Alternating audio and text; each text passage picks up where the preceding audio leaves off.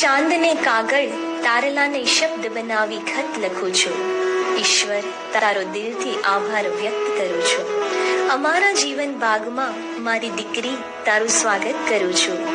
લક્ષ્મી રૂપે ઘેર તું આવી, રાધા રાણીનું રૂપ જો લાવી. વિધાતાને તેડા મોકલાવું, ભાગ્યમાં નવગ્રહનો સાથ અને જીવનમાં સુખ સમૃદ્ધિ લખાવું. જીવનના આંગણામાં નવા પગલા રમશે, ખુશીઓના રંગો વધુ. જાણું છું મોંઘેરા એ નામું,